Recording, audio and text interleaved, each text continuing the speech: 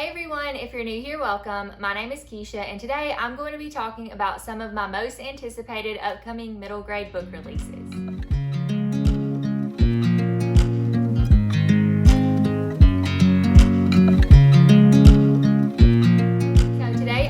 Talking about Q3 releases, which are going to be for July, August, and September. I have already talked about my adult and young adult releases that I'm very excited about that are upcoming. So if you missed that video, I'll go ahead and link it down in the description box below. And if I remember, I'll link it up in the tab above as well. I think that I'm definitely most excited about the middle grade books that are coming out soon. I had trouble finding some of the adult and YA books that I put on my list, but middle grade is where it's at, especially if you like spooky middle grade, because I'm pretty sure all of these are just spooky middle grade. So buckle your seatbelts and get ready for a spooky ride, because these are all the fun, exciting, spooky middle grade books that are coming out upcoming. Well, they're not all of them, because obviously I didn't put all of them on my list, but the ones that I'm most excited about. So here are 10 of my most anticipated upcoming spooky middle grade books. The really fun part about this is that a lot of these middle grade books are actually from authors that I have read before, particularly authors that I've read last year and loved. And now I'm getting to read their upcoming releases, sequels, all the things, and I'm so excited. So I actually don't have any upcoming releases for July. There was one book that I thought about putting on this list. I'll go ahead and pop it up, but I'm not going to talk about it. If it piques your interest, then I will just tell you. It's about a girl who does gymnastics and is also dyslexic, and kind of how those two worlds collide. And I don't really know anything else about it because, like I said, I really wasn't going to add it to this list, but I'll go ahead and pop it up because I know it was coming out in July. I do want to read it. I'm just not sure if I anticipate it as much as I'm anticipating all the spooky books. So if this piques your interest, you can go ahead and check that one out. But let's go ahead and jump into August. So in August, I'm very excited because on the 9th, we get the sequel and the finale to Small Spaces by Catherine Arden. So this is a middle grade spooky series. I'm going to talk about this before I talk about the sequel, but this is a middle grade spooky series that is great for fans of Goosebumps. I really feel like that's kind of the vibe of it. There are 3 books so far, and then the 4th book comes out in August, not September, in August, and it's going to be the last one. And I don't know how to feel about that because I have loved this series so much.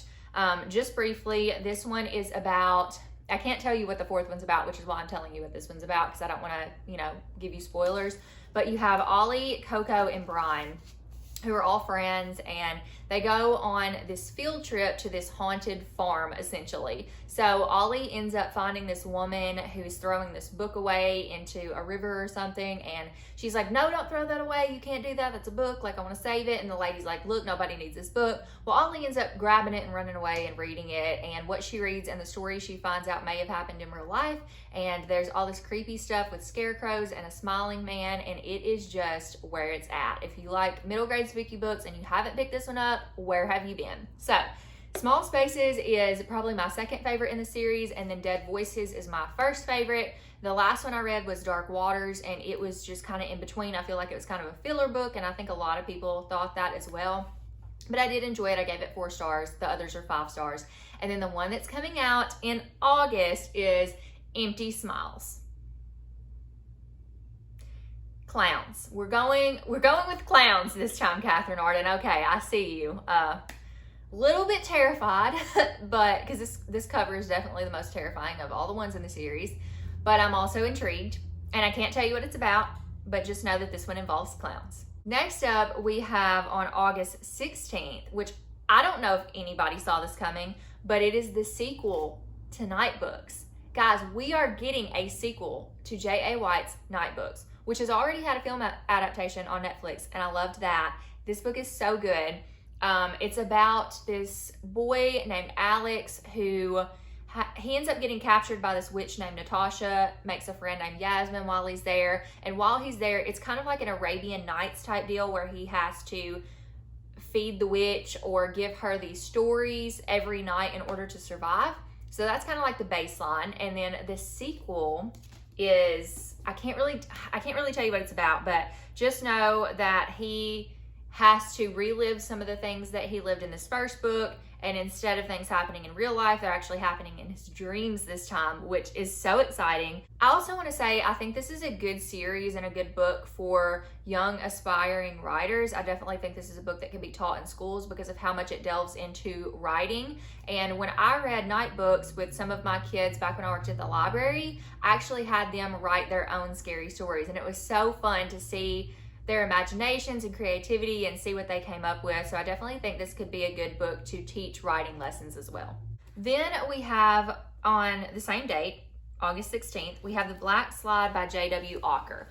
He does have another book out called The Smashed Man of Dread End, which I haven't read yet, but I kind of want to see if I like this author too. So I am interested in both of these books. And this one is called The Black Slide, and it is about this boy who is not really the bravest boy, and he ends up being very intrigued by this new slide that comes to the playground. It's this black slide, and he decides that for once he's going to be brave and go with his friend Layla and go down this slide.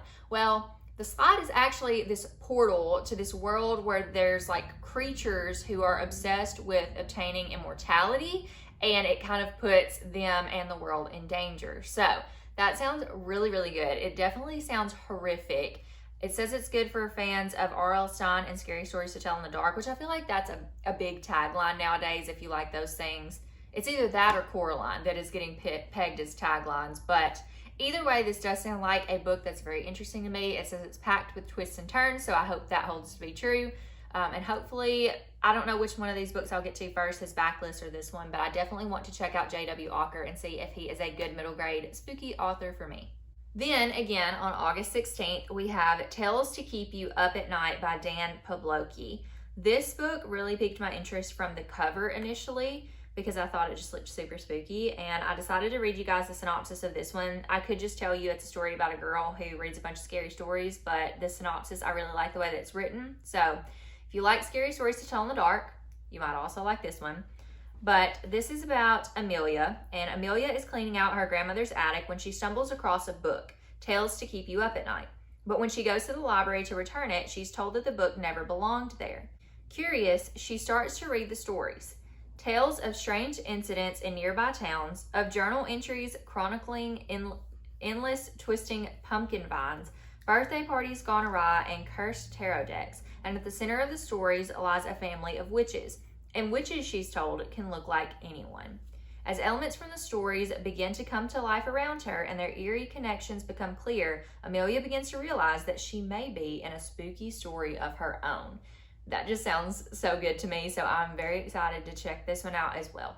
Next up, again on August 16th, this seems to be the day for all of the good spooky books to come out.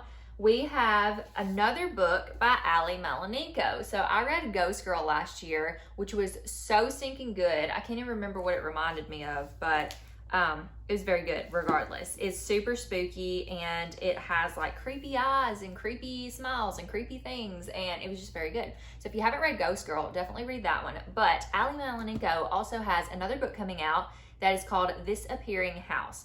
The cover on this one creeps me out. You got the creepy hands, and then you got up the staircase, you see this really ominous black creepy figure, and oh my word, like, so this is said to be good for fans of Night Books and Ghost Squad. I've read Night Books and loved it. I haven't read Ghost Squad yet, and I definitely need to get on that. It says, for as long as anyone could remember, there wasn't a house at the dead end of Juniper Drive, until one day there was. When Jack first sees the house, she's counting down to the 5-year anniversary of her cancer diagnosis, when she hopefully will be declared NED, or no evidence of disease. But with the house appearing and her hands shaking and a fall off her bike, Jack is starting to wonder if these are symptoms or if something stranger is happening. 2 classmates dare Jack and her friend Hazel to enter the house. Walking through the front door is the way in. It's definitely not the way out. There's something off about the house. Jack can feel it. The same way she knows it's no coincidence that the house appeared for her 5-year marker. It wants something from her, and she won't be able to get out until she figures out what. I love that this is going to explore cancer and grief and healing and tie it in with a spooky story, because that is a very real fear. I just think this is going to be so interesting to kind of see how that ties in. I love when stories do that. And I feel like I'm definitely probably gonna cry at some point while also being spooked. But anyways, I'm very excited. Sorry, Jovi has decided that she wants to visit, so here she is. Y'all, I know y'all love the Jovi content, so I know y'all aren't mad about it. Okay, moving on to August 23rd, we have another book by an author that I have read and loved. So we have another book by Flora Bradley, and Flora Bradley wrote Midnight at the Barclay Hotel, which I really loved. It is a very Clue-esque type story. It's a little bit contemporary, but also a little bit ghosty, and I think that a lot of people would really like this one. If you haven't given it a chance, you definitely need to. But I love this one. It was 5 stars for me. And now she has a book coming out called Daybreak on Raven Island. So I'm going to read the synopsis for this one as well. I just feel like some of these I can't do the synopsis justice, but just know this one is inspired by Alcatraz prison, which is so interesting to me. It says, Tori, Marvin, and Noah would rather be anywhere else than on the 7th grade class field trip to Raven Island prison. Tori would rather be on the soccer field, but her bad grades have benched her until further notice. Marvin would rather be at the first day of a film festival with his best friend Kevin, and Noah isn't looking forward to having to make small talk with his classmates at this new school. But when the three of them stumble upon a dead body in the woods, miss the last ferry back home, and then have to spend the night on Raven Island, they find that they need each other now more than ever. They must work together to uncover a killer, outrun a motley ghost-hunting crew, and expose the age-old secrets of the island all before daybreak. I am so stoked about this. Something about it, I don't know, it kind of, like, it reminds me, when they have killers, it reminds me of things like The Keeper or The Clackety or things like that. So it kind of gives me those vibes, but it's also set on this island, and the kids are by themselves, and it's a group of 3 kids, so that kind of reminds me of Small Spaces because they also went on a field trip. So it just has a lot of things that I really love, and like I said, I loved Flora Bradley's first book, so I'm very excited to check out Daybreak on Raven Island. The next book that comes out is on August 30th, and it is called Ravenfall by Kaylin Josephson. This is a new author to me, and I believe this is her debut as well, and it is marketed as a fantasy, but to me, it is spooky. I mean, it is. It should be horror too, because when you hear the synopsis, you're going to know. But this is the same author that wrote... Okay, so now I'm realizing I just said, I don't know if she's a debut or not. This is her debut middle grade, because she wrote the Stormcrow duology, which I believe was YA. I didn't read that, no interest in it, but this one sounds really good. It involves one magical inn, 2 kids with supernatural powers, and an ancient Celtic creature trying to destroy their world by Halloween night. So this story follows Annabella, whose parents own a B&B, which is Ravenfall Inn. And Annabella tries to help out, but her only power seems to be foreseeing death. Then you also have Colin, who has come to Ravenfall Inn, and he is in search of his missing older brother and the monster that killed their parents. So they go off on this journey, and I don't know what happens from there. This is said to be good for people who like Halloween Town, which, hello, I love Halloween Town, and also Supernatural, which I haven't watched because there's way too many seasons, but I feel like I would love that too. So those 2 things combined make me very excited about this book. I mean, I'm excited about all these. I'm basically saying the same thing. I'm very excited. But I mean, how can you not be when you have books that sound this good? Next up, also on August 30th, we have Lily and the Night Creatures, which I'm going to read the synopsis for again because I need to. But the big thing here with me was this cover was so stunning, and it said it was perfect for fans of Coraline and also Margaret Peterson Haddox's The Strangers, but Coraline is what got me. And if you hear the synopsis to this, you're definitely going to see the Coraline resemblance. Lily is used to hospitals. She spent more time in them than out of them thanks to her recent health issues. But when her mother goes into labor, her parents drop her off at her grandmother's house and rush to the hospital without her. Lily doesn't want the new baby to replace her, and she certainly doesn't want to be sick anymore. Most frustrating of all, she forgot to pack Willow, her favorite toy. Under her grandma's not-so-watchful supervision, Lily sneaks back home to get Willow. Expecting to find an empty house, she is surprised to find her parents there, but something isn't right. They look just like her mom and dad until she gets closer and sees their coal black eyes. And they refuse to let her in. It's their house now. With the help of some surprising new friends that she meets in her garden, Lily is determined to beat these shadowy replacements and be reunited with her real parents. But is she strong enough to triumph? This is also marketed as a fantasy, but clearly it is spooky. I don't know why horror is not in that tag as well, but I'm very excited about this because it does have Coraline elements where she has like the other mother and other father deal going on, and the coal black eyes versus the button eyes and all those fun things. I do like that she's going to have seemingly maybe some animal friends in this, since she finds them in the garden and there's all these animals on the cover. I love that it's going to explore maybe her self-worth as a sick child, wondering if her parents have this new baby, if they're going to still love her as much and care for her the same. So I'm very excited to explore more serious topics in this as well. I feel like a lot of middle grade, especially spooky books, do explore these serious topics. And that's why I love them so much, is they kind of weave in things that kids fear and show them why they shouldn't be afraid of these things. And doing things scared sometimes doesn't mean you're not brave, because brave is doing things scared. So I love all of those elements. So I'm very excited to add this one to my list of all the books that I'm looking forward to. Okay, I have 2 more books left, and they both come out in September. And so the first one is going to be the sequel, sequel or like companion to Garlic and the Vampire by Brie Paulson. This is a really cute graphic novel. If you have not read this yet, you need to, because I am Garlic. Like, Garlic is this little garlic thing that lives in a garden with all these other vegetables that is tended by a witch, and she's just the cutest thing of life, okay? She's cute. And she has anxiety, and then there's this vampire that moves in, or they think there's this vampire that moves in up in this castle, and Garlic, because, you know, vampires and Garlic don't mesh, Garlic is the one who's sent to kind of scope this thing out. This was extremely cute. And I don't know what Garlic and the Witch is about, but I'm assuming it's about Garlic and the Witch. And I really like the first graphic novel, so I'm really pumped to read this one too. Then the last book that I have on my list, both of these came out on, are coming out on September 6th, by the way. I don't believe I mentioned that, but the next one is going to be by author Lindsay Curry, and I have read The Peculiar Incident on Shady Street by Lindsay Curry, and I have read at least half of Scritch Scratch, and then I had to stop because I just didn't have enough time to finish it. But I feel like Lindsay Curry is going to be an author that I really like. I think I gave this one like 3.5 stars, but I think I'm really going to like her work because she does this thing where she combines real life history into her books. So definitely check her out if you haven't already. And she has a new book coming out called The Girl in White, and I love the synopsis of this, so I'm going to read it to you. Sweet Molly once lived in Eastport. Sweet Molly once loved the sea. Sweet Molly lost Liam to the shadows. Now Sweet Molly is coming for ye. Like, I love that already. Mallory hasn't quite adapted to life in her new town of Eastport yet. Maybe it's because everyone is obsessed with keeping the town's reputation as one of the most haunted places to visit. And thanks to the nightmares she's had since arriving, Mallory is having a hard time sleeping.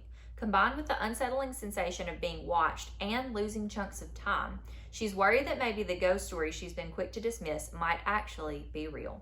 When Mallory has a terrifying encounter with the same old woman from her dreams, she's not sure what to do.